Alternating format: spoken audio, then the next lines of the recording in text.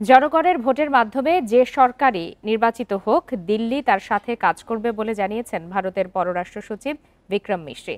সকালে দিল্লির সাউথ ব্লকে diplomatic correspondent association of Bangladesh DCAB সদস্যদের সঙ্গে মত বিনিময়ের সময় কথা বলেন তিনি। বলেন, ভারতের আশা বাংলাদেশে একটি সুষ্ঠু, অবাধ, নিরপেক্ষ এবং অংশগ্রহণমূলক নির্বাচন হোক। সেটি যত দ্রুত হবে সেটিই ভালো।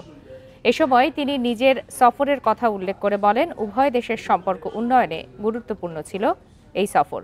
তবে সম্পর্ক ঠিক রাখতে উভয় পক্ষেরই প্রতিহিংসামূলক বক্তব্য এড়িয়ে চলা উচিত।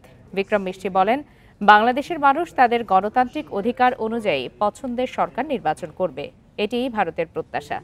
শেখ হাসিনাকে ফেরত চেয়ে বাংলাদেশের অনুরোধের বিষয়টি ভারত পরীক্ষা নিরীক্ষা করছে জানিয়ে তিনি বলেন, এটি আইনি এবং বিচারিক বিষয়।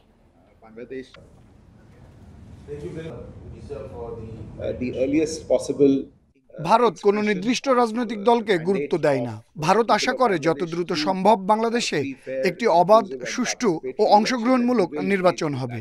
এ মুহূর্তে সবচেয়ে জরুরি হচ্ছে নির্বাচন। এ বিষয়ে আরো বিস্তারিত জানাতে এই মুহূর্তে ভারতের দিল্লি থেকে যোগ দিয়েছেন সহকর্মী নাফিজা দৌলা।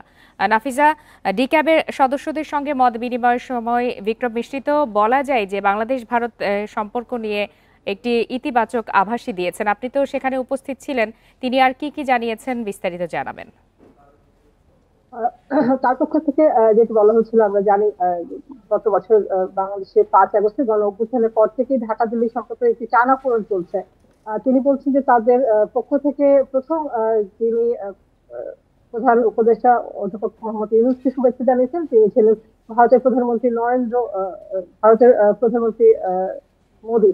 এবং তিনি বলছেন যে এই শুভেচ্ছা বার্তার মধ্য দিয়ে কিন্তু একটি সূচনা করেছে দিল্লি, যে তারা অন্তর্বর্তী সরকারের সাথে কাজ করতে চায়, সহযোগিতা করতে চায়। সেটি অব্যাহত আছে। দু দেশের সাথে নানা ধরনের আলোচনাও চলছে, কিন্তু যেই সম্পর্কের স্থবিরতা আছে, আপনি জানেন 5 আগস্টের পর স্বাভাবিক ভিসা সেবা বন্ধ আছে, পানি নিয়ে আলোচনা অগ্রগতি নেই, কুশিনের ঘটনা ঘটছে এবং সীমান্ত হত্যা অব্যাহত আছে। এইসব বিষয়ে কাজ করার ক্ষেত্রে তিনি বলেন যে বাংলাদেশের পরবর্তী নির্বাচন, আমরা জানি 2026 ফেব্রুয়ারিতে নির্বাচনের একটি তারিখ ঘোষণা করেছে অন্তর্বর্তী সরকার। সেই তারিখের মধ্যেই বা সেই সময়ের মধ্যেই নির্বাচন হয়ে যাওয়াটা বাংলাদেশের জন্য ইতিবাচক বলেও তিনি বলছেন। আমরা জানি যে বিভিন্ন দেশের সরকার কিন্তু বলছে যে রাজনৈতিক দলের সাথে বা রাজনৈতিক যেই দলই ক্ষমতায় আসুক না কেন, সেই একটি পলিটিক্যাল পার্টি গভর্নমেন্ট থাকলে তাদের যেই দ্বিপাক্ষিক আলোচনা আছে, দ্বিপাক্ষিক সুবিধাগুলো নিয়ে বিষয় বৈঠক আছে, সেগুলো ত্বরান্বিত হয়। সেই কথাটি দিল্লির পক্ষ থেকে বলছে। তারা যে বলছে যে একদমই সম্পর্ক খারাপ, সেটি আসলে বলার উপায় নেই। কারণ বাণিজ্যিক যে সম্পর্কটি আছে, আমরা জানি যে ভারতের পক্ষ থেকে ট্রান্সশিপমেন্ট বাতিল করা হচ্ছে, তারপরেও তাদের পক্ষ থেকে বলা হচ্ছে যে দ্বিপাক্ষিক বাণিজ্যিক যে ভলিউমটা আছে সেটা কিছু বেড়েছে। হয়তোবা ব্যক্তি পর্যায়ে পশ্চিমবঙ্গে কিছুটা অবনতি হয়েছে, কিন্তু সার্বিকভাবে বাণিজ্যিক সম্পর্ক বেড়েছে। এবং যেই বিষয়গুলো আমরা বলছিলাম, সাবেক প্রধানমন্ত্রী শেখ হাসিনা পালিয়ে যাবার পর আশ্রয় দেওয়ার বিষয়ে দু দেশের সম্পর্কের একটি অবনতি হয়েছে, বাংলাদেশের সরকারের পক্ষ থেকে কিন্তু এটা বলা হচ্ছে। সেই বিষয়ে দিল্লির মনোভাব কি, দিল্লি কবে নাগাদ সাবেক প্রধানমন্ত্রী শেখ হাসিনাকে ফেরত দিবেন, সেই বিষয়টি জানতে চাওয়া হলে তিনি বলেন যে এটি আসলে একটি আলোচনা সাপেক্ষে এবং পরীক্ষা নিরীক্ষা করার বিষয়, এবং বিচারিক এবং আইনি প্রক্রিয়া মেনটেন করেই তারা এই ব্যাপারে সিদ্ধান্ত নেবে। এর বাইরে আর বলার কিছু নেই। জি তবে নাফিসা, তাদের যে আপনি তো কিছুক্ষণ আগে বলছিলেন যে বাণিজ্য বিষয়ে তিনি কথা বলেছেন এবং তিনি বলেছেন যে উভয় পক্ষের বাণিজ্যিক যেই লেনদেন রয়েছে তা কিছুটা বেড়েছে, কিন্তু ভারত তো 5 আগস্টের পরে বেশ কিছু বিধিনিষেধ দিয়েছে, বিশেষ করে তাদের রপ্তানি বাণিজ্যে। এ বিষয়টি নিয়ে কি তিনি কিছু জানিয়েছেন বিস্তারিত? তিনি বলেছেন যে এই বিষয়টি আছে, যেটা সেটা খুব একটা বাংলাদেশকে প্রভাবিত করেনি।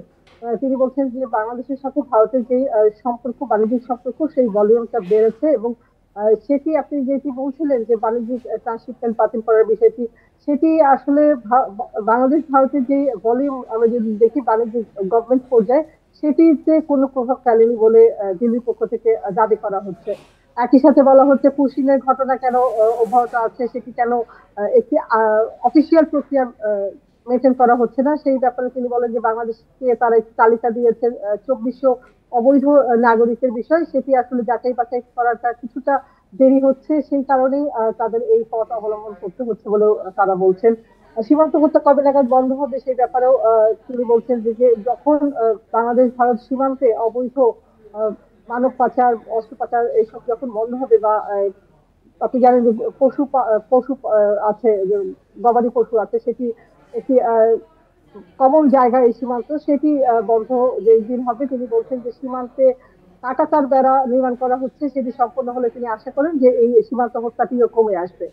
জি, দিল্লি থেকে জানাচ্ছিলেন সহকর্মী নাফিজা দৌলা।